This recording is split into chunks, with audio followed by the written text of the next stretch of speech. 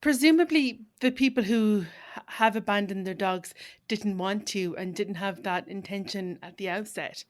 For people who got a dog during the pandemic and now they're going back to work and they're struggling, what can they do to help themselves and help their dog so that they can make it more manageable for them and avoid having to return the dog? Well, as I say, that's what we were set up in the beginning for the idea, and maybe originally my idea was that I could prevent dogs going into rescue, because most people that presented, will say, at the rescues were saying that the dogs, it was, they were destructive or they couldn't walk them.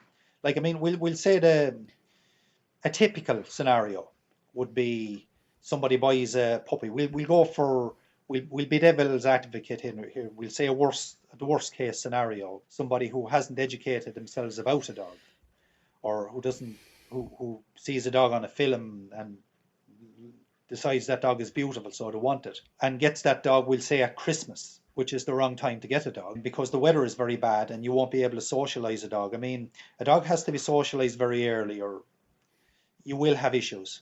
There's no kind of maybe issues about it. If the dog isn't socialized very early, you will have issues. Then the dog, of course, by the summer becomes large and powerful. We'll say the likes of a husky. We'll just go for a husky for instance. And then the dog becomes impossible to walk. He's lunging at other dogs. He's very powerful on the lead. He becomes very, very hard to walk. He becomes unmanageable because he hasn't been trained. Then, when he's not being walked, the energy levels become very, very high and he becomes more destructive. Then he starts escaping from the yard and he starts causing trouble outside. Then, generally, people will end up going to a rescue or a council pound to surrender the dog. That would be it. We'll say we'll go for a worst case scenario.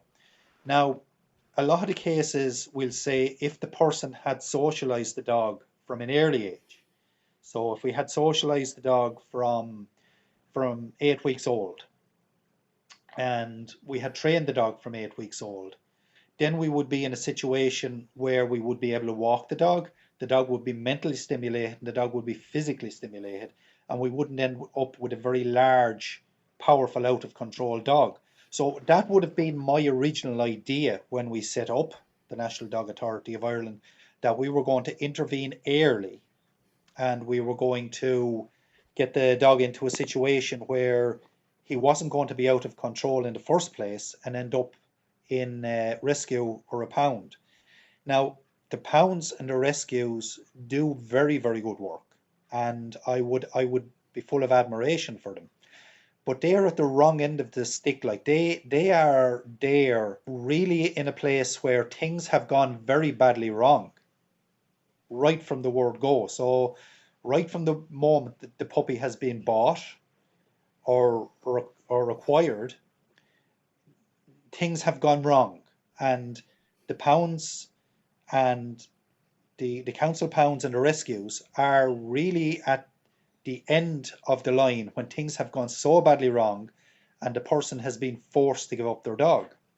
Whereas we would hope to put something in the middle, whereas we can help the person not to surrender their dog. That would have been the original idea behind the entire thing. But hopefully, like, I mean, through education and through us putting education out into the public, we can be in a situation where people will realize that you have to socialize a dog early, you have to train a dog early, and then eventually you won't end up in a situation where you have to surrender your family pet. Okay, so to summarize, don't get a dog in the winter. Set yourself up for success and get a dog when the evenings are a little bit light and you can walk your dog. And then the second most important thing is to socialize them.